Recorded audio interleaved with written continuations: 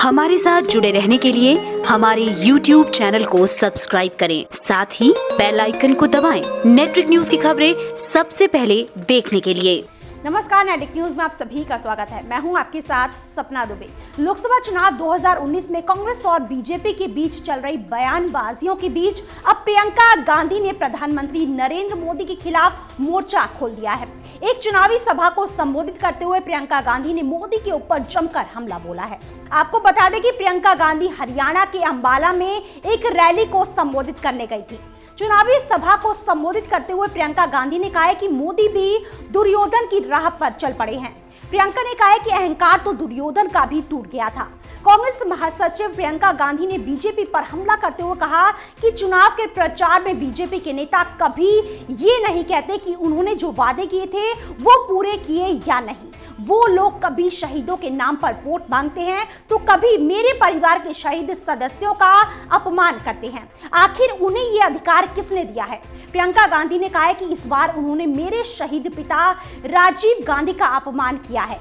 साथ ही प्रियंका ने कहा है कि ये चुनाव किसी एक परिवार के बारे में नहीं है, ये चुनाव उन सभी परिवार के बारे में है जिनकी उम्मीदें और आशाएं इस प्रधानमंत्री ने पूरी तरह तोड़ दी हैं। इसके बाद प्रियंका ने बीजेपी पर आरोप लगाते हुए कहा है कि इन लोगों ने देश का ध्यान भटकाने की कोशिश की और अपनी असफलता को छुपाने की कोशिश की है। फिर प्रियंका ने दुर्योधन का जिक्र करते हुए कहा है कि इस देश ने कभी अहंकार करने वालों को माफ नहीं किया है और इसका गवाह इतिहास भी है। प्रियंका ने कहा है कि महाभारत में भी जब श्री कृष्ण दुर्योधन को समझाने गए थे तो दुर्योधन ने उन्हें ही बंदी बनाने की कोशिश की थी। प्रियंका ने इसी पर रामधारी सिंह दिनकर की एक कविता सुनाई। जब नाश मनुष्य पर छाता है पहले विवेक मर जाता है।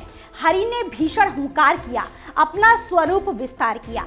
डगमग डगमग दिग्गज डोले, भगवान कुपित होकर बोले, जंजीर बढ़ाकर साध मुझे, हा दुर्योधन बांध मुझे। और अब जल्द ही मोदी का अहंकार भी टूटने वाला है।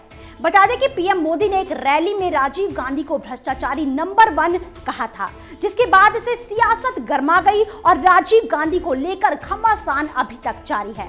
हालांकि राहुल गांधी ने पीएम मोदी के बयान के बाद कहा था कि मोदी जी लड़ाई खत्म हो चुकी है और आपके कर्म आपका इंतजार कर रहे हैं।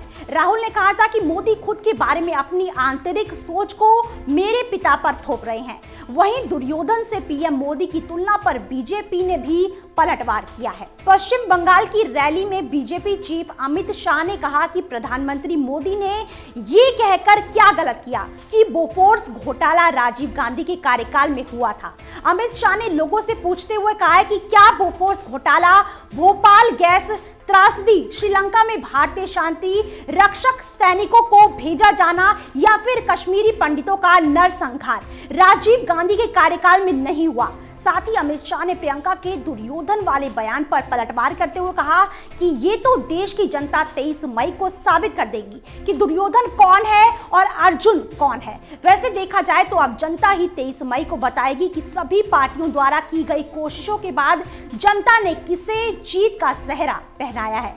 फिलहाल कितना ही, बाकी ऐसी और बड़ी खबरों के लिए वीडियो को लाइक और शेयर करने के साथ साथ चैनल को सब्सक्राइब करना ना भूलें और आपकी कोई राय है तो कमेंट्स के जरिए हमें जरूर बताएं। आप देख रहे हैं नेटवर्क न्यूज, साहस सच कहने का।